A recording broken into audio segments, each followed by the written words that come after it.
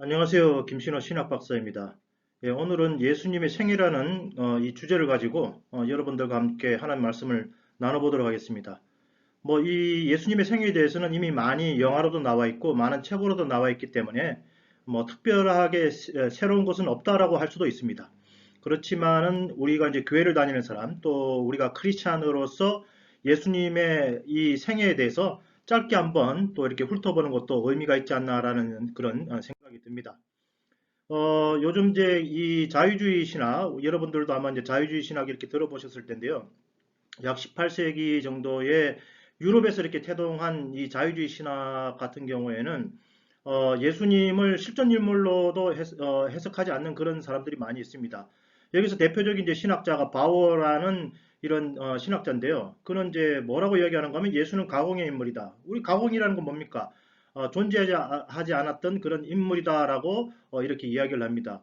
그 생각 이외로 저도 이제 신학을 공부하면서 신학계에서 공부하시는 그 신학자들 가운데에 예수님을 물론 인정하시는 분들도 계시지만은 또 생각 이외로 예수님은 허상의 인물, 존재하지 않았던 인물이다라고 주장하는 그런 분들도 있다라는 것을 알고 깜짝 놀란 적이 있습니다.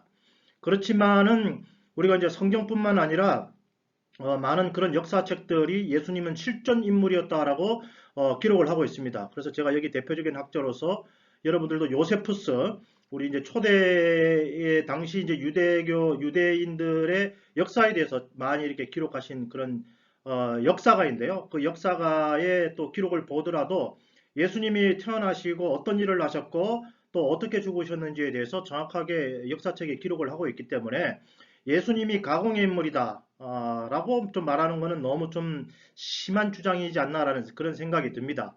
그래서 일단은 우리가 성경에 기초하고 역사에 기초했을 때 예수는 신화가 아니다.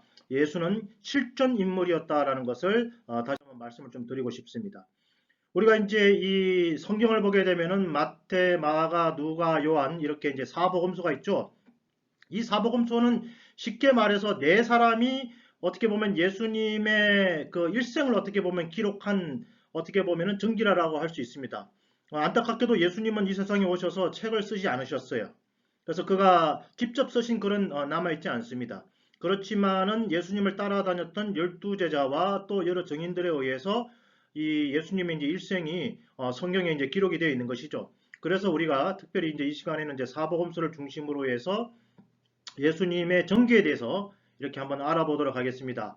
근데 보통 우리가 전기라고 한다면은 태어날 날부터 시작해서 죽는 날까지 보통 이렇게 이야기를 하게 됩니다. 그렇지만은 이 사복음서에 나타난 예수님의 전기를 보게 되면 좀 특이한 상황이 있습니다. 예수님이 태어난 그런 날부터 시작하는 것이 아니라 태어나기 이전부터 그가 계셨다라는 것에 대해서 성경이 말을 하고 있기 때문에 그렇습니다. 그래서 일단은 우리 그 일반 사람들과는 달리 우리는 태어난 날부터 시작해서 죽는 날까지의 그것을 우리가 전기라고 하지만은 예수님은 태어나기 이전부터 계셨던 분이다라고 성경이 우리에게 이야기를 하고 있는 것이죠. 그래서 첫 번째 탄생 이전입니다. 여러분들도 이제 잘 아시다시피 요한복음 1장 1절에 이런 말씀이 있습니다. 태초에 말씀이 계시니라 이 말씀이 하나님과 함께 계셨으니 이 말씀은 곧 하나님이시라. 그가 태초에 하나님과 함께 계셨고 그래서 이 태초도 in the beginning이라고 그렇게 성경에 나오긴 하는데 그것이 언제쯤인지 정확하게 우리 인간의 이성으로서는 그게 정확하게 정확한 연도에 대해서 우리가 말을 할 수 없는 것이죠. 그러나 이게 시작도 없으신 분이다라는 또 성경 말씀에 기초해서 굉장히 하여튼 굉장히 오래 전부터 그리고 그 오래 전이라는 것이 언제부터인지 누구도 말할 수 없는 그런 오랜 시절부터 어떻게 보면 시작이 없어졌던 그분. 그런데 이제 그 말씀이 하나님과 함께 계셨으니 그 말씀이 곧 누구십니까? 예수 그리스도죠. 그래서 예수님이 성부 하나님과 함께 계셨다라고 이야기합니다. 그런데 이 말씀이 누구냐? 곧 하나님이시니라라고 이야기를 하고 있는 것입니다. 여러분, 이 성경은 뜻밖에도 예수 그리스도의 정체성에 대해서 그는 하나님이셨다라고 이렇게 요한복음 1장 1절에서 이렇게 시작을 하게 되는 것입니다. 그래서 그가 태초에 하나님과 함께 계셨다. 그래서 성부 하나님과 함께 계셨던 성자 하나님이 말씀인데 그 말씀은 태초부터 이 성부 하나님과 함께 계셨다라고 성경이 우리에게 이야기를 하고 있는 것이죠. 그래서 그의 기원은 말할 수 없는 것이죠. 어, 0년에 태어나셔가지고 33년에 죽으셨다. 일단은 육체적인 삶은 그러하시지만은 0년 이전부터 계셨고 그리고 태초라는 것이 언제인지 알 수 없기 때문에 영원하신 분이다. 우리는 보통 이제 그렇게 이야기하죠. 그래서 하나님은 영원하시다. 시작도 없으시고 끝도 없으신 그런 분이시다. 그래서 우리가 이제 예수님의 전개에 대해서 성경이 이야기하고 있는 부분은 그는 시작이 없으신 분이다. 그래서 이 세상에 태어나기 영년에 태어나셨다고 가정을 했을 때에 그 전부터 계셨던 분이다라고 성경이 우리에게 이야기를 하고 있는 것입니다. 요한복음 1장 18절 말씀에 본래 하나님을 본 사람이 없으되 아버지 품속에 있는 독생하신 하나님이 나타내셨느니라. 그래서 예수님께서 이 땅에 태어나신 것을 보고 뭐라고 그러는가 하면은 정말 하나님이 나타나신 것이다 라고 해서 다시 한번 그의 정체성에 대해서 이야기를 이렇게 하고 있는 것입니다. 정말 믿기 힘든 사실이라고 정말 교회를 안 다니시는 분들 같은 경우에는 정말 믿을 수 없다라고 이제 이야기할 수 있는 그런 부분이기도 합니다. 그렇지만 성경은 분명히 예수님이 하나님이시다라고 이런 어떻게 보면은 명제 속에서 시작하게 되는 것입니다. 드디어 예수님께서 지금부터 약 2021년 전, 그러니까 뭐 우리 이제 인간의 역사로 말한다면 0년이죠. 그때에 예수님께서 태어나신 걸로 이렇게 이야기를 하게 됩니다. 그래서 우리가 BC라고 그러죠. BC. BC의 의미는 Before Christ라는 그런 의미가 있습니다. 그래서 어떻게 보면은 인류의 우리가 현재 2021년에 지금 현재 살고 있는데요. 이 2021년이라는 그 기준은 바로 예수님이 태어나신 그 해를 정점으로 해서 그때를 0년으로 이렇게 취급을 하기 때문에 그렇게 우리가 연도를 계산을 하게 되는 것입니다. 그래서 우리가 이제 성경을 보게 되면 예수님께서 이 땅에 탄생을 하시게 됩니다. 근데 누가복음 1장 35절 말씀에 보면 성령이 내게 임하시고 지극히 높으신 이의 능력이 너를 덮으시리니 이러므로 나실 바 거룩한 자는 하나님의 아들이라 일컬으리라 해서 어떻게 보면은 예수님이 이 땅에 마리아의 어떻게 보면 뱃속에 이제 임신이 되신 것이죠. 그런데 그것은 어떤 이렇게 남녀간의 성관계를 통해서 그분이 잉태되신 것이 아니라 성령이 임하셨더니 그래서 지극히 높으신 이의 능력, 어떻게 보면 이제 하나님의 능력이 너라는 것은 이제 마리아죠. 마리아를 어떻게 보면 덮으실 때에 거기에 잉태가 될 것이고 그는 바로 누구냐면 바로 하나님의 아들이다라고 이런 말씀이 있는 것이죠. 그래서 예수님은 하나님의 아들로서 아들이시지만은 또 그분은 영적 존재이시지만은 보이고 만져지고 냄새가 맡아지는 그런 인간으로서 이 세상에 오신 것에 대해서 누가복음이 이렇게 이야기를 하고 있는 것입니다. 마태복음도 똑같은 이야기를 하고 있는데요. 마태복음 1장 18절 말씀에 예수 그리스도의 나심은 이러하니라. 그의 어머니 마리아가 요셉과 약혼하고 동거하기 전에 성령으로 잉태된 것이 나타났더니 그래서 어떻게 수태가 되었는데 마리아의 남편이 이제 요셉이죠. 요셉과 결혼을 해서 이렇게 하룻밤을 자고 난 결과로서 예수님이 생긴 것이 아니다라고 이야기합니다. 그래서 약혼하고 동거하기 전에 그들이 결혼하기 이전에 벌써 성령으로 예수님께서 잉태된 것이다라고 이야기를 하게 됩니다. 또 요한복음 1장 14절 말씀에 말씀이 육신이 되어 우리 가운데 거하심에 그래서 말씀이 어떻게 보면은 말의 뱃속에 들어가서 거기서부터 어떻게 보면 태아로서 형성이 되셨다라고 성경이 우리에게 이야기를 하고 있습니다. 그래서 이제 성경은 이 예수님의 탄생에 대해서 굉장히 많은 부분에 대해서 이야기를 하고 있습니다. 그래서 여러분들도 이제 예수님의 고향이 이제 베들레헴, 이스라엘의 베들레헴이라는 것을 잘 알고 계실 것입니다. 그리고 이제 우리가 그 예수님께서 마곡간에서 태어나셨다라고 우리가 성경이 그렇게 기록을 하고 있고 또 많은 교회에서 크리스마스가 다가오게 되면은 이 예수님께서 태어나신 그 장면을 이렇게 이 사진처럼 이렇게 연출을 하죠. 그래서 마곡간에서 태어나셨기 때문에 이게 말들이 먹는 풀도 갖다 놓고 말 먹이통 쉽게 말해서 이제 그 당시의 기록에 의하면은 이 요셉과 마리아가 호적을 이렇게 등록하기 위해서 가는 도중에 이제 영안에 들리게 되고 그 영안에 사람들이 꽉 차기 때문에 잘 곳이 없었던 것이죠. 그래서 마국간에 가서 이제 잠을 자는 동안에 어떻게 보면은 예수님께서 이 땅에서 구유에서 이렇게 태어나셨다라고 성경이 우리에게 그렇게 말을 하고 있습니다. 그리고 이 예수님께서 태어나셨더니 이 그림에서 이렇게 나타났더니 우리도 이제 동방박사 세 사람 귀한 예물을 가지고 이제 이런 우리가 찬송도 이렇게 있는데요. 이 동방에서 아마 이제 오늘날 이 어떻게 보면은 이 중동 지역이다라고 흔히 그렇게 이야기를 합니다. 그래서 여러분들이 그림을 보시면 알겠지만은 이 터반을 이렇게 두르고 있죠. 약간 이제 어떻게 보면 약간 이제 무슬림적인 그런 당시에 물론 무슬림이 있었던 것은 아닙니다. 예. 하여튼 중동 지역에서 이 동방 박사들이 별을 보고 이게 드디어 인류를 구원하실 메시아가 나타났다라고 해서 그 별을 따라서 이렇게 오다가 보니까 결국은 예수님께서 태어나신 장면을 보게 되고 마국간에까지 이렇게 오게 돼서 귀한 예물을 드린 것에 대해서 성경이 또한 이런 사실들에 대해서 이제 기록을 하고 있는 것입니다. 그리고 이제 이 또 하나님의 천사장이 당시에 이 강야에서 이 이제 이렇게 양들을 치고 있던 이런 이제 목자들에게 이렇게 나타납니다. 셰퍼드라고 이야기를 하죠. 그래서 양치기들에게 나타나서 오늘 너희를 위하여서 구주가 나셨다라고 이제 이야기를 하게 됩니다. 그래서 이 이제 목자들도 예수님을 이렇게 방문하게 되는 것입니다. 그래서 이제 이런 예수님의 탄생 비하에 대해서 이 사복음서가 모든 이 네 개의 복음서가 다 이것에 대해서 증언을 하고 있고 예수님은 이렇게 해서 이 세상에 태어나신 분이시고 그때 어떤 일이 일어난지에 대해서 다 이야기를 하고 있는 것이죠. 조금 더 자세히 이제 알기를 원하시면은 마태, 마가, 누가, 요한복음 이 첫 장들을 이렇게 읽어보시면은 이런 장면들이 굉장히 상세히 이제 성경에 기록되어 있는 것을 우리가 알 수 있게 됩니다.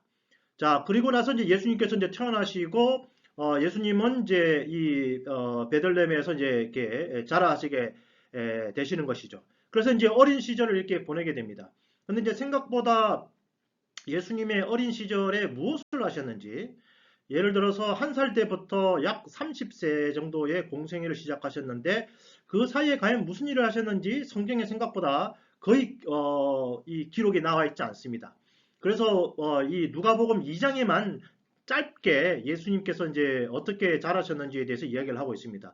누가복음 2장 40절 말씀에 아기가 자라며 강화해지고 지혜가 충만하며 하나님의 은혜가 그 위에 있더라. 그래서 마치 이제 우리 이제 아이가 태어나면 이제 아이들이 이제 자라게 되는 거죠. 마찬가지로 예수님도 이 인간의 뱃속에서 태어나서 아기로서 태어나셔서 점점 이렇게 성장하셨다. 그리고 강화해졌다. 그러면서 하나님의 은혜가 그 위에 있었다라고 성경이 우리에게 이야기를 하고 있습니다.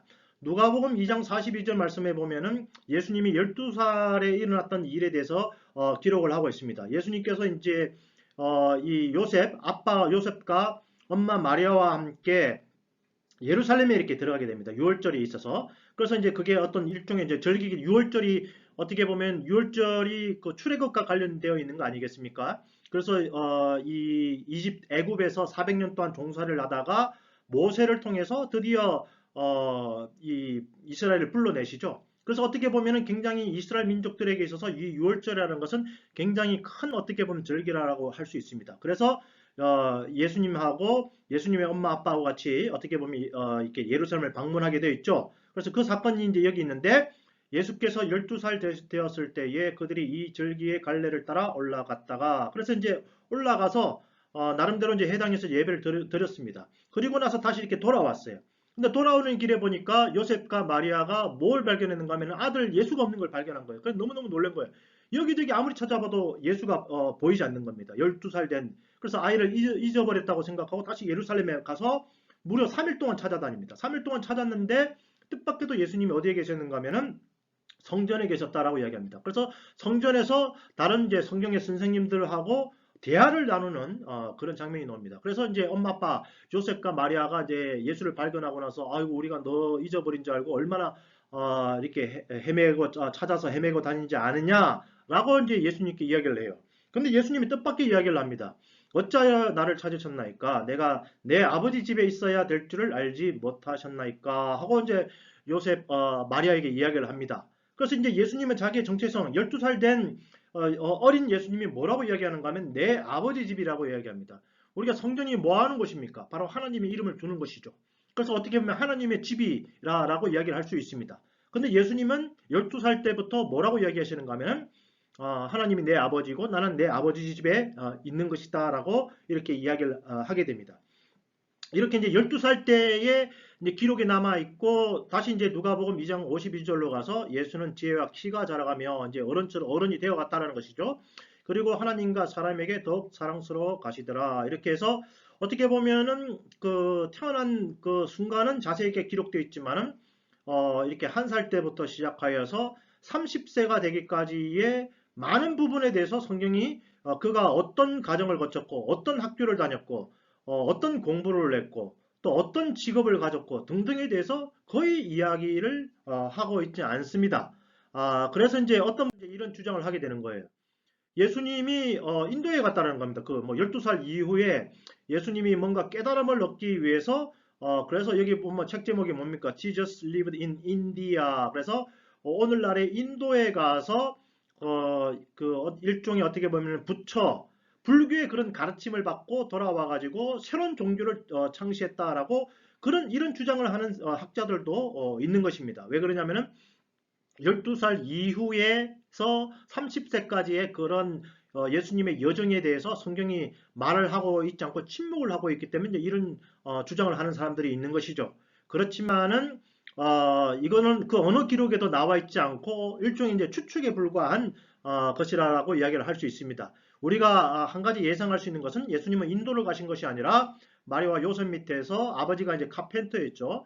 그래서 목수로서 묵묵히 자기의 시간이 오시기를 기다리신 것이죠.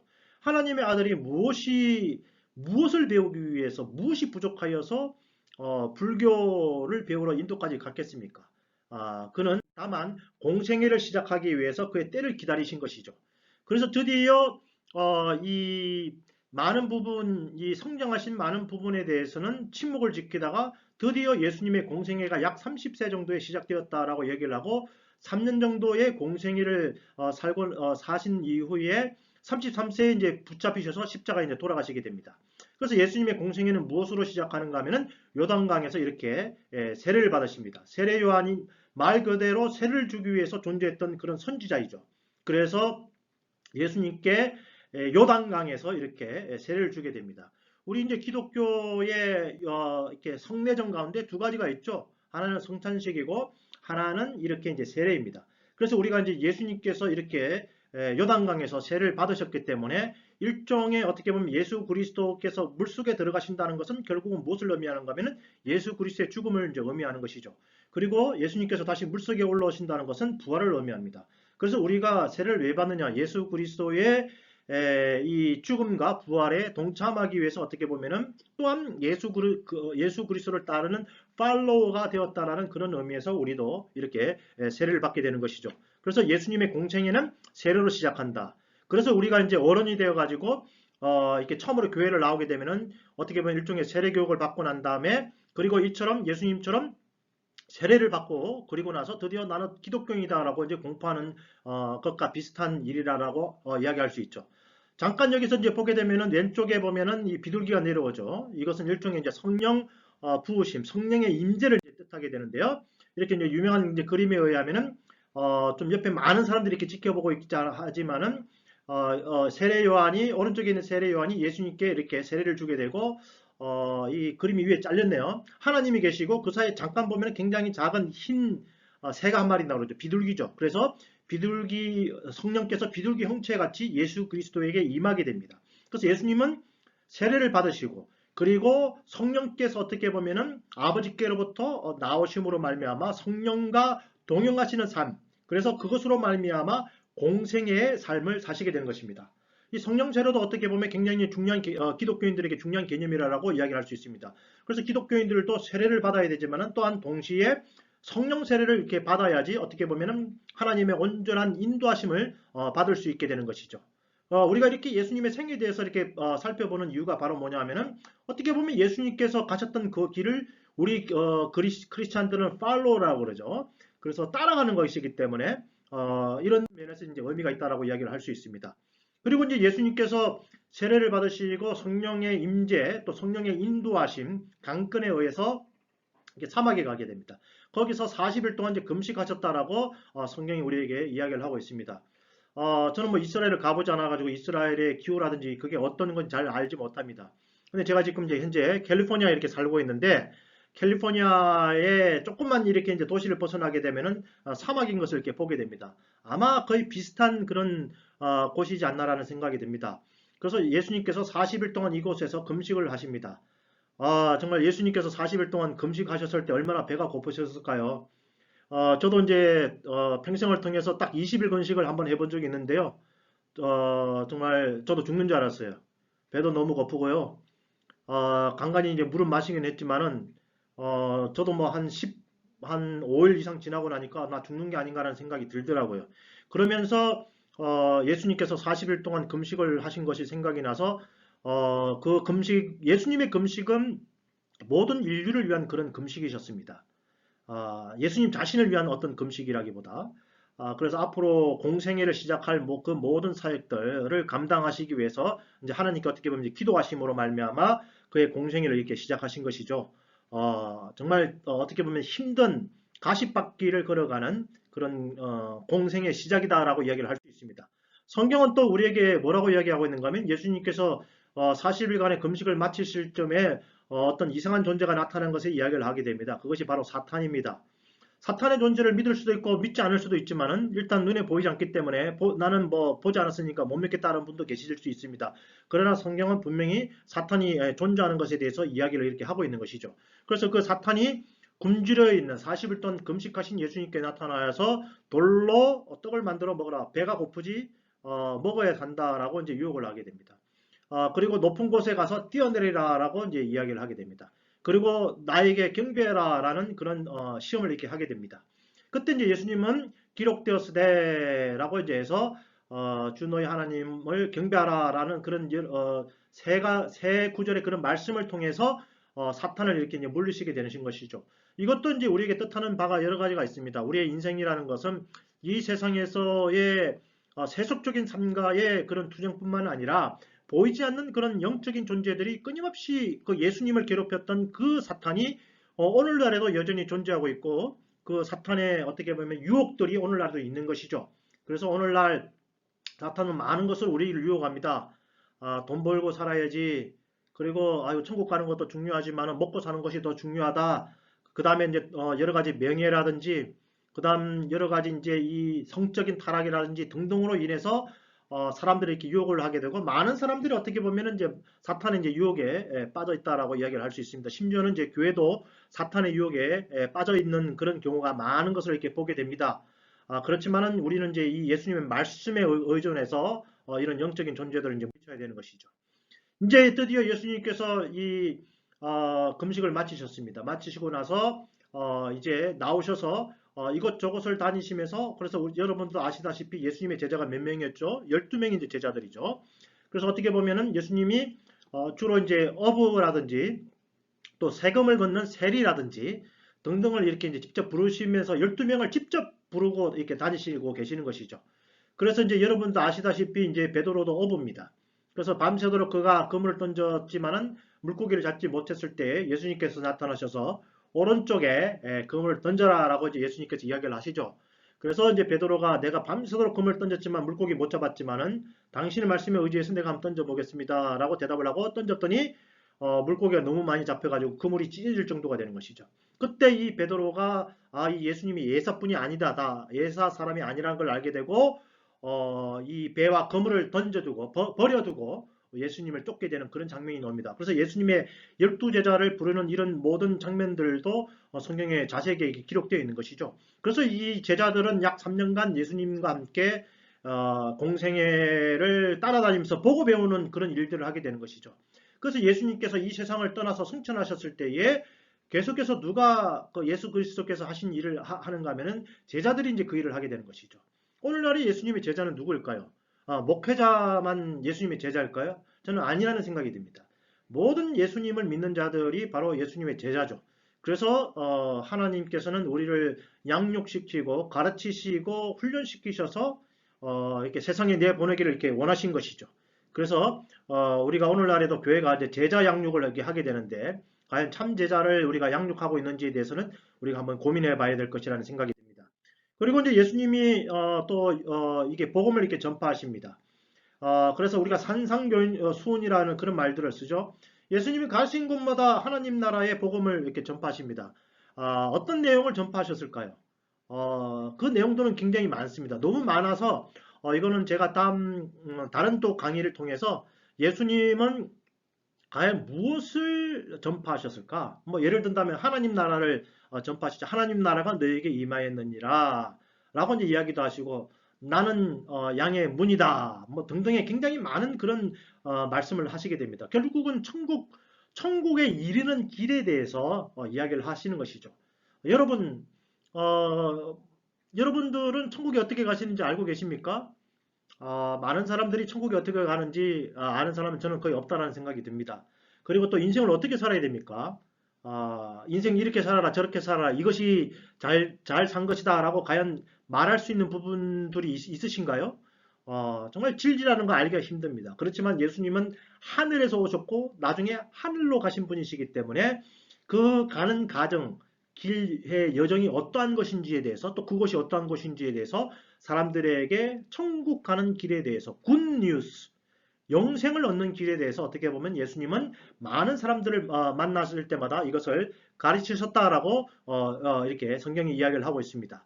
그래서 이렇게 예수님은 제자를 부르시고 제자들을 양육하시고 복음을 이제 전하시고 또 무슨 일을 많이 하셨다라고 성경이 기록하고 있는가 하면은 여러분 놀랍게도 예수님은 병자를 많이 고치십니다. 문둥병자도 고치시고 또 안진병이도 일으키십니다. 이 그림은 이제 무엇이냐면 장님이 눈뜨게 하는 그런 장면입니다. 하루는 어떤 장님이 예수님을 찾아왔어요. 예수님 내가 보기를 원합니다. 라고 했을 때 예수님은 침을 뱉어서 이렇게 땅에다 하고 난 다음에 그거를 이렇게 흙을 이렇게 문대어서 장님의 눈에 이제 바르게 됩니다. 여러분 이게 무슨 치유의 방법입니까? 눈이 보이지 않는 사람 눈에다가 흙을 바르는 게 과연 치유의 방법일까요? 그런데 예수님께서 뭐라고 이야기하시는가 하면은 가서 저기 연못에 가서 씻고 제사장에게 보이라라고 이제 이야기를 하게 됩니다. 가는 도중에 결국은 이 장님이 눈을 뜨게 되는 것입니다. 여러분 다른 종교 파운더들 같은 경우에 부처라든지 예를 들어서 알라신을 이제 소개한 모하메드라든지 저도 뭐 조금은 이렇게 읽어봤는데요. 그들이 병을 고쳤다라는 기록은 코란에도 나와 있지 않고 불경에도 나와 있지 않습니다. 그러나 성경을 보게 되면은 상상 의외로 예수님께서 이렇게 병자를 고치신 사건들이 굉장히 많이 기록되어 있는 것을 이렇게 볼 수가 있습니다. 그리고 이제 예수님은 또 무슨 일을 많이 하셨는가 하면 귀신을 쫓으셨습니다. 아니 무슨 귀신이 다 있어 라고 이제 이야기할 수도 있습니다. 요즘 저도 뭐 유튜브를 보니까 귀신을 봤다는 사람들이 꽤 많이 있더라고요. 그래서 이제 뭐 어떤 뭐 이렇게 방송 같은 거 인터뷰하는 장면에 보면은 특히 탤런트라든지 예술가들이 귀신을 봤다라는 그런 이야기들을 많이 이렇게 보게 됩니다. 놀랍게도 예수님은 엑소시스트입니다. 귀신을 쫓는 자였어요. 그래서 이 그림을 보게 되면은 예수님이 말씀으로 귀신을 쫓으니까 사람이 있고 그 입에서 뭐가 이렇게 하나 넣어져. 그게 일종의 이제 귀신입니다. 그래서 마가복음 같은 경우에는 1장부터 예수님이 무엇을 하셨는가 하면은 해당해서 말씀을 강력하게 전하시는 사이에 귀신 들린 사람에서 귀신이 드러나고 귀신이 이제 소리를 지르죠. 하나님의 아들이여 나는 당신이 누군지 아니 당신은 하나님의 거룩한 자입니다. 등등을 이렇게 귀신들이 외치게 됩니다. 그래서 예수님은 잠잠하라. 잠잠하고 그 사람에게서 나오라 했을 때 귀신이 이렇게 빠져나가게 되고 그 사람이 고침을 받는 그런 장면들이 또 성경에 이렇게 많이 기록되어 있습니다. 예수님은 이처럼 이외에도 굉장히 많은 그런 사역들을 하셨어요. 그래서 제가 다른 시간을 통해 가지고 예수님의 주요 사역이 무엇인지에 대해서는 따로 이렇게 강의를 하도록 하겠습니다. 그런데 이제 예수님이 3년 동안 주로 무슨 일을 하셨느냐? 제자를 부르셔서 제자를 양육하시고 하나님 나라의 복음을 이렇게 전파하시고 그리고 기적을 행하셨다. 병자를 고치시고 귀신을 쫓으시는 그런 일들을 하셨다라고 이제 이야기를 할 수 있습니다. 드디어 예수님께서 3년 정도의 그런 일들을 하고 나신 후에 드디어 이제 유대인들이 예수님을 이제 잡아 죽이기로 결의를 합니다. 그리고 이제 그가 있는 곳을 알려주는 자에게 상금을 주겠다라고 해서 이제 상금을 이제 현상금을 이제 걸었습니다. 왜냐하면 이제 예수님이 이제 곳곳에 다니시면서 나는 이제 하나님의 아들이다라고 이제 주장을 하니까 신성모독이다라고 이제 생각을 했던 바리새인들과 서기관들과 등등이 이제 예수님을 이제 모함을 하게 된 것이죠. 그래서 이제 안타깝게도 이제 가롯 유다가 예수님 있는 곳을 팔고 이제 현상금을 이제 챙기는 그런 장면이 나옵니다.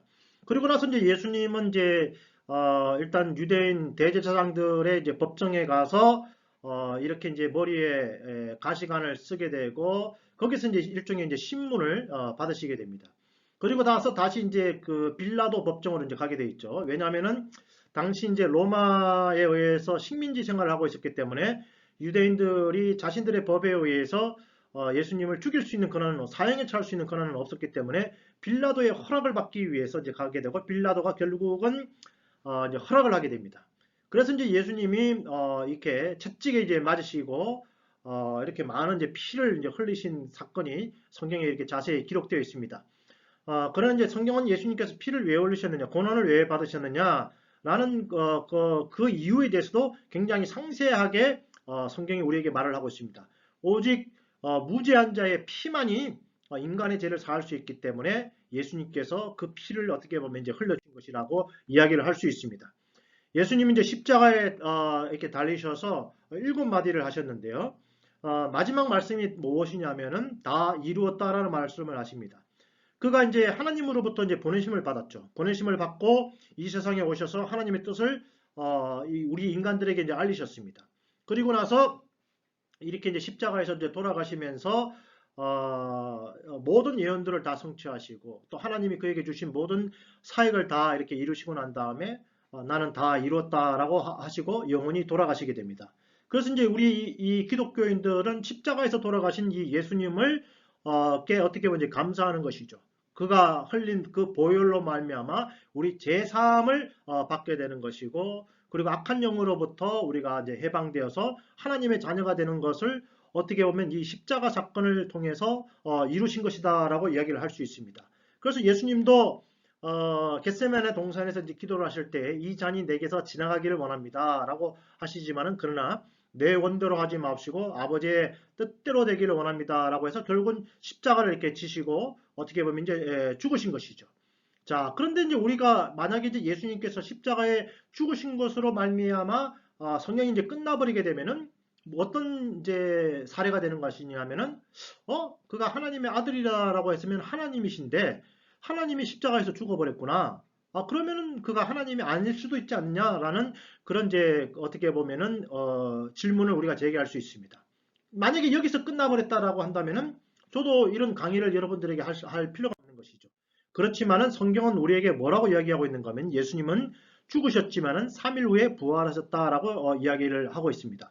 예수님도 이것에 대해서 어떻게 보면은 예언을 하신 것이죠. 그런데 이제 우리가 자유주의 신학자들이라고 이제 이야기를 하게 됩니다. 라이마노스에 의하면은 예수님의 부활은 없었다라고 이야기합니다. 그는 죽었고 그것을 끝난 것이다라고 이야기를 합니다. 그러면서 뭐라고 주장하는가 하면은 제자들이 시체를 숨긴 후에 부활한 것으로 위장한 것이다. 그래서 어떻게 했느냐? 예수님 십자가에 죽으셨다. 그래서 그 죽은 시체를 무덤에다 이제 이렇게 다른 데다가 사람들이 알지 못하는 곳에다가 숨기고 난 후에 제자들이 12제자가 동네방네에 나가가지고 예수님이 부활하셨고 구름 타고 올라가셨다라고 이야기를 지어낸 것이다라고 이런 이제 주장을 하는 이제 이 자유주의 신학자들이 있는 것이죠. 그리고 이제 크로샨이라는 이 예수 세미나를 어떻게 보면 주도한 그런 또 신학자이기도 한데요. 이분도 마찬가지로 뭐라고 그런가 하면 시체는 들깨가 먹었다. 예수님의 시체를 사막에 이렇게 버려지게 되고 그 사막에 있는 개들이 와서 예수님의 시체를 먹은 것이다. 결국은 이 신학자들이 말하는 것이 바로 무엇입니까? 예수님은 죽고 나서 그걸로 끝이었다라고 이야기를 하는 것입니다. 그렇지만은 기독교라는 어떻게 보면 이제 뭐 종교라는 말을 좀 드리지 못하지만 하여튼 종교가 왜 생겨났느냐? 예수님이 부활하셨기 때문에 생겨난 것입니다. 그래서 고린도전서 15장 3절에서 5절 말씀에 보면은 내가 받은 것을 먼저 너희에게 전하였노니 이는 성경대로 그리스도께서 우리 죄를 위하여 죽으시고 장사 지낸 바 되셨다가 성경대로 사흘 만에 다시 살아나사 게바에게 보이시고 후에 12제자에게 와. 이렇게 성경은 뭐에 대해서 이야기하고 있는가 하면은 부활절에 대해서 부활에 대해서 이렇게 이야기를 하게 되는 것입니다. 예수님은 왜 죽으셨느냐? 우리 죄를 위해서 십자가에서 피를 흘리셨다. 왜냐하면 피 흘림이 없이는 제3이 없기 때문에 이제 그러신 것이죠. 그렇지만은 성경대로 사흘 만에 그가 살아나셔서 베드로와 12제자에게 이제 보이시게 됩니다. 그런데 이제 한 번은 이제 11제자에게 이제 보이셨어요. 보이셨는데 그 자리에 누가 없었는가 하면은 도마라는 제자가 없었습니다. 그래서 이제 이 11제자가 도마에게 가서 우리가 부활하신 예수님을 봤다라고 이제 이야기를 하게 됩니다. 그랬더니 이제 도마가 뭐라고 이야기하는가 하면 너희들 너무 정신이 없어서 약간 미친 것 같다. 헛것을 봤다. 아니 사람이 죽었는데 죽은 걸로 끝이지 어떻게 죽은 사람이 다시 살아날 수 있느냐라고 도마가 이제 반론을 제기합니다. 그랬더니 그 장소에 예수님께서 갑자기 나타나셨어요. 그래서 예수님께서 곧장 도마에게 가셔서 도마야 내 이 손자국을 봐라 못자국을 봐라 그리고 나를 만져보고 내가 다시 부활한 것을 믿어라 라고 이야기했을 때에 도마가 그 자리에서 거꾸러지면서 주는 그리스도시요 또 하나님이십니다. 나의 주시며 나의 하나님이십니다라고 이제 고백을 하고 결국은 도마가 이 부활하신 예수님을 전하기 위해서 인도에 가서 복음을 전했다라고 우리가 역사가 그렇게 기억하고 있는 것이죠. 참 사람이 죽었는데 다시 살아났다는 것은 있을 수 없는 일이라고 분명히 이야기를 할 수가 있습니다. 그렇지만은 우리가 태초에 계셨던 하나님이시기에 어떻게 보면은 그가 다시 부활하실 수 있는 그런 권세가 또 있으신 분이신 것에 대해서 그래서 이것이 어떻게 보면 부활이라는 것은 예수님의 생애를 통해서 굉장히 중요한 그런 부분이고 이것으로 말미암아 어떻게 보면은 기독교라는 종교가 어떻게 보면 생겨났다라고 할 만큼 굉장히 중요한 요소라고 이야기를 할 수가 있습니다. 그 다음에 예수님께서 40일 동안 이제 제자들의 40일 정도를 제자들과 함께 계십니다. 그래서 계속 가르치시고 그들을 격려하십니다. 그리고 난 다음에 부활하신 후 정확하게 40일이 지난 후에 예수님께서 구름을 타고 이렇게 하늘로 올라가시는 장면이 나옵니다. 사도행전 1장을 보게 되면 이 장면이 이렇게 나오게 됩니다. 그래서 사람들이 너무 놀래가지고 예수님께 쳐다보는데 천사들이 이렇게 옆에 서서 예수님이 구름 타고 이제 올라가시는 것을 보면서 이제 천사들이 이제 이야기하는 그런 장면이 사도행전 1장에 이렇게 기록되어 있습니다. 그리고 이제 지금 현재 그럼 예수님은 현재는 뭐 하고 계시냐? 예수님께서는 현재 살아계셔서 하늘 보좌에 이렇게 앉아 계시다라고 성경이 우리에게 이야기를 하고 있습니다. 사도행전 7장 55절 말씀을 보면 스데반이 성령 충만하여 하늘 우러러 주목하여 하나님의 영광과 및 예수께서 하나님 우편에 서신 것을 보고 그래서 이제 이 스데반도 복음을 전하다가 돌에 맞아 죽습니다. 돌에 맞아 죽는 순간에 영적인 세계를 보게 됩니다. 그랬더니 이 모습을 보게 된 거예요. 그래서 예수님께서 하나님 우편 보좌에 이렇게 앉으셔서 세상을 다스리고 계시는 것을 그가 이제 보게 됩니다. 그래서 죽는 순간에 주 예수여 내 영혼을 받아옵소서라고 해서 그가 이제 죽는 장면이 이 사도행전 7장에 나와 있는 것을 알 수 있습니다. 이처럼 예수님은 오늘날도 살아계시다라고 합니다. 오늘날도 살아계셔서 구하는 자의 기도를 들으시고 또 구하는 자에게 성령을 부어주고 계시다라고 이야기를 하고 있습니다. 그렇다면 예수님은 그 이후에는 어떻게 하실까요? 예, Jesus is coming back 이라고 우리가 이야기를 합니다. 마지막 우리에게 한 가지 남아있는 것이 있으니 바로 그것은 뭐냐면 이제 재림이다라고 이야기를 할 수 있습니다. 사도행전 1장 11절 아까 천사들이 예수님이 성천하시는 것을 본 그 사람들에게 이런 말씀을 한 것입니다. 천사들이 이런 이야기를 합니다. 너희 가운데서 하늘로 올리신 이 예수는 하늘로 가심을 본 그대로 오시리라 하였느니라. 그래서 이제 예수님께서 하늘로 올라가신 그 모습 그대로 다시 오시게 됩니다. 그것이 재림입니다. 그날이 되게 되면은 어떻게 보면 우리가 보고 있는 이 정말 땅과 이 하늘은 다 사라져 버린다는 거예요. 다 사라져 버리고 새 하늘과 새 땅, 어떻게 보면은 천국이라고 이야기할 수 있습니다. 그것으로 말미암아 인류는 종말을 맞게 되어 있고 어떻게 보면은 그것으로 말미암아 우리가 살고 있는 이 우주라는 곳은 이제 어떻게 보면 없어지는 것이다라고 이야기를 할 수 있습니다. 여러분 이것이 이제 우주의 사진입니다. 꼭 무슨 뭐 럭비공처럼 생겼죠. 타원형처럼 이렇게 이제 생겼습니다. 이 우주라는 곳이 이제 얼마나 큰지요. 우리 인간의 능력으로 이제 1968년 정도에 아폴로호가 달에 갔어요. 그래서 이제 우리 수학여행은 달로 가지 않을까라고 생각했는데 오늘날까지도 달에 가는 게 굉장히 힘듭니다. 돈도 비용도 너무 많이 들고 그리고 우리가 수금지와 목도 천해명이라 저 태양계가 있죠. 아직까지 인간의 기술로서 태양계를 넘지를 못했습니다. 그런데 여러분 놀라운 사실은요. 이 태양계라는 것은 여기에 이게 수만 개의 이 점들이 있는데요. 태양계는 한 점에도 지나지 않는다는 만큼 굉장히 태양계라는 것이 작다는 것입니다. 그리고 이 우주라는 것이 얼마나 강한지요. 그래서 이 많은 이 천문학자들, 과학자들이 우주 끝에서 우주 끝으로 가는데 빛의 속도로 가게 될 경우에 200억 년이 걸린다라고 이야기합니다. 이 우주가 얼마나 큰지요. 이게 어떻게 보면 일종의 우주의 모습, 가상의 이제 모습이다라고 이야기를 할 수 있습니다. 여러분 그런데 제가 여기서 여러분들에게 던지는 질문 하나가 이 우주를 벗어나게 되면은 우주 밖은 과연 또 무엇일까요? 정말 우리 인간이 아무리 이제 이성적이고 과학적이고 뛰어나다 할지라도 현재로서는 태양계도 우리가 벗어나지 못한 우리의 입장으로 봐가지고 과연 이 우주 밖에는 또 무엇이 있을지에 대해서 정말 예단하기 힘들 것이라는 생각이 듭니다. 마지막으로 제가 여기서 좀 한번 만들어 봤어요. 그럼 예수님의 일생을 우리가 봤을 때에 태초에 말씀이 계셨는데 어떻게 보면 아버지 품속, 성부 하나님의 품속에 어떻게 보면 성자 하나님 예수님이 계셨던 것이죠. 이 파란 부분이 바로 이제 무엇이냐면 우주죠. 그리고 예수님이 결국은 이 지구에 오신 것입니다. 아버지 품에서 나오셔서 우주로 들어오셨고 마리아의 뱃속을 통해서 어떻게 보면은 이 지구에서 태어나셔서 33년을 사시고 마지막 사역을 십자가 사역, 모든 그가 사역을 다 마시고 다 이뤘다라는 말씀을 하시고 난 다음에 다시 그분이 어디로 가셨는가 하면은 하나님 우편에 앉으셨다라고 얘기합니다. 보좌에 앉으셨다. 그래서 제가 이제 이 그림을 이렇게 간단하게 한번 이렇게 그려봤어요. 우리가 흔히 하늘이라고 이야기하는 것들에 대해서 우리 위를 보면 구름 위에 있는 것을 보고 우리가 흔히 하늘이다라고 이야기를 하게 되지만은 제 관점으로 봐서 이 우주밖에 하늘이지 않나. 왜냐하면 물질계는 우주고 우주를 벗어난 것이 어떻게 보면 영적인 세계가 아닌가. 그래서 제가 이것을 보여드리는 이유가 바로 무엇이냐면은 우리 인간도 이 세상에 태어나게 됩니다. 육체는 어떻게 보면은 엄마 아빠의 성관계를 통해서 우리가 수태되어서 태어나게 됩니다. 그러나 우리의 영혼은 하나님으로부터 이렇게 오게 되는 것이죠. 그리고 나서 우리는 어디로 가는 것일까요?